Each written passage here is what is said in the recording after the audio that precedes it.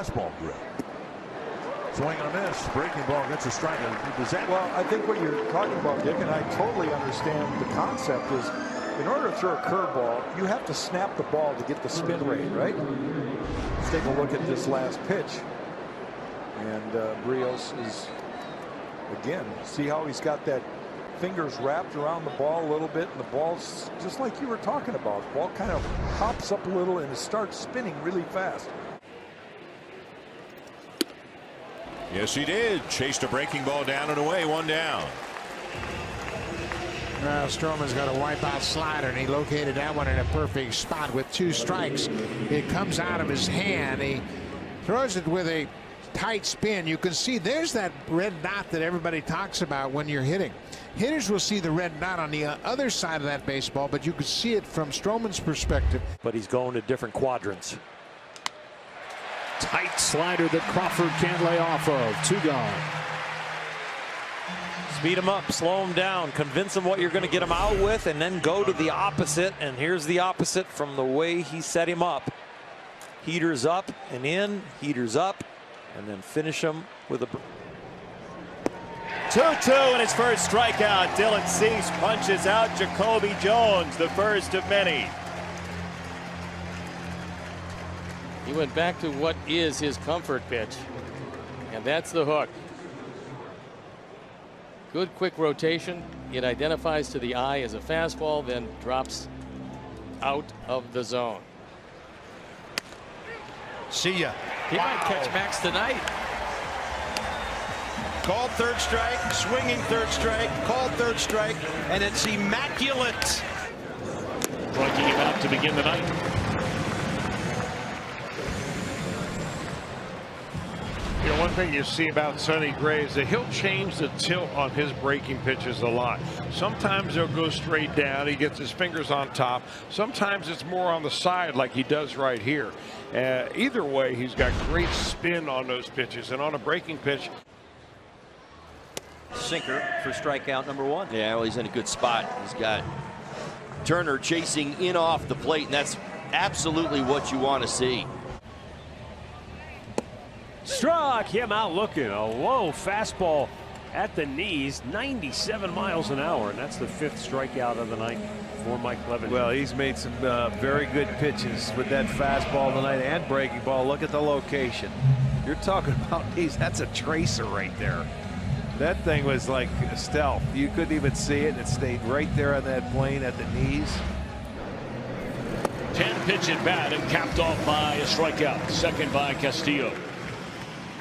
It's more pitches than he threw in the entire first inning. It looked like he finally polished them off. That was a changeup. I thought it was a slider from up here. And, you know, when you get 2 strikes on you, you've got a 1 out of 2 chance that you're going to get a changeup from Castillo. But even if he tells you it's coming, there's no guarantee you're going to hit it hard. The slider strikes out Beckham. It's a nice pitch right here. I think this, in my opinion, was the only pitch to throw right there. Maybe even the 2-2 pitch. He's got such a nice slider, comes out looking like a fastball, and it's tough for the right-handers to lay off, but especially him. I do not want to see him tie up the game right there. Ryu has one that he likes, deals 2-2. It's a curve to get him swinging. A curveball that eventually got there. Talk about a big, slow curve. And there's a dandy strike 3 call. That's what he's after. Well, he needed a strike there. You couldn't afford a chase by Sanchez because he had taken all the sliders off the plate. Watch where it starts. He starts at it, and it ends up in the middle of the plate. And that's why that pitch, it's all about where you started. So that's the first out here in the 6th. Went upstairs and got him. Second strikeout for Woodruff. 1 out here in the 2nd. That's twice now that Woodruff has gone up in the strike zone to Eaton and now to Soto to strike them out. He's got a ton of movement, and we know he's throwing 99, 100 miles an hour. Gets him to wave at the breaking pitch, and they throw to first to complete the strikeout.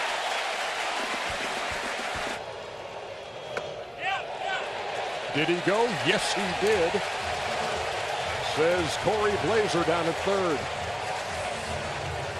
Anderson set the 3-2. Got him swinging. Ball 4, and he asked. As soon as he swung and missed, he turned right over to the umpire and asked, was that a ball? He said yes, and that's where his frustration was. A good eye all at bat long, laying off the fastball up in the zone, but once he had 2 strikes, he couldn't help himself. 98, swing and miss. That's an emotional at bat there. Hard to control the heartbeat. Impossible to hit. Breaking pitch. Strike 3 call. Rendon halfway to first. As Pollock goes down swinging for out number 2. 25, David Freeze. Yeah, good one right there. To me, it's set up by the pitch before. He threw a changeup on the pitch before, something to kind of get him off that fastball slider look, and then you come back with that pitch right there. Called strike 3. Glasnow strikes out Alvarez with the bases loaded. Who's going to score first? Verlander strikes out Wendell, now 2 away.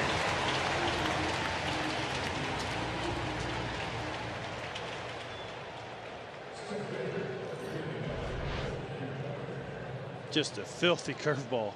We've talked about Glasnow's curveball. Justin Verlander says, I'll match you that curveball. All the sliders, high fastballs, and then you're just able to drop that in with 2 strikes. Just so many weapons for Justin Verlander. Fighting cancer like only he knows how, and doing a great job, and we always appreciate those connections with Bob Gibson. The Cardinals in the World Series in '87, and Garver strikes out. Great sign for Paxton to go to a 3-2 breaking ball to lead off his first batter he faces in the postseason. The reason that's a great sign, because that means his emotions are in check and his heart's not racing. To throw that kind of pitch early on, you've got to be able to just be relaxed. You see the spike breaking ball. In relief of Irvin Santana, who started the game. Did he hold up? He did not. LeMahieu is a strikeout victim. So there's the breaking ball I was talking about. He can throw it and break it so far across the plate that if he's hitting with his fastball, it's going to be almost impossible for these Yankee hitters to lay off of it. And Kurt Suzuki goes down swinging. But the Nats get on the board. 10th pitch of this at bat to Darno. Strikeout number 15 for Garrett Cole.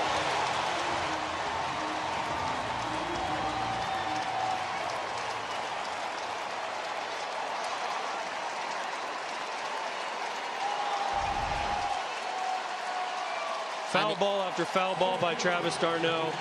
100-mile-an-hour fastballs, 90-mile-an-hour sliders, and he finally gets him to swing and miss at one.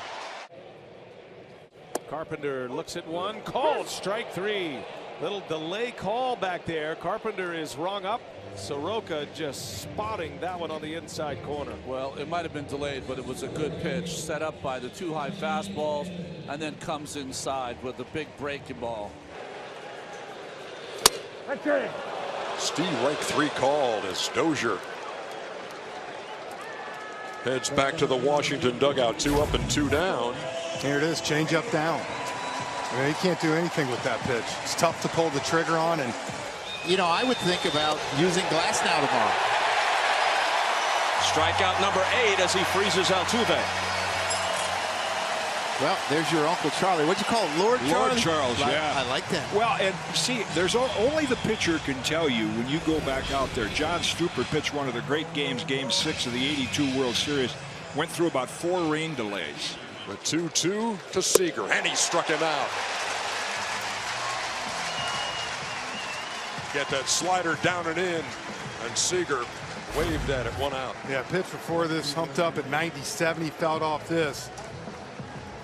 That hard slider cutter in, back foot 90 miles per hour. That's tough to lay off. That's a big time pitch right there. The 1-2 pitch. He got him swinging with 3 consecutive sliders. Retires Kepler.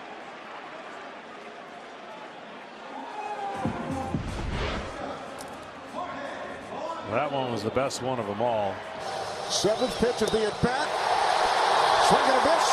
Strikeout number 2 for Castillo. 2 away. This pitch is absolutely filthy. 99 miles an hour. Turbo sinker. Might have hit Altuve in the knee if you didn't swing it. That ball moved 2 feet, Joe. It almost hit him in his back knee. If he doesn't swing, it would. Look at the movement. Look at the pitches.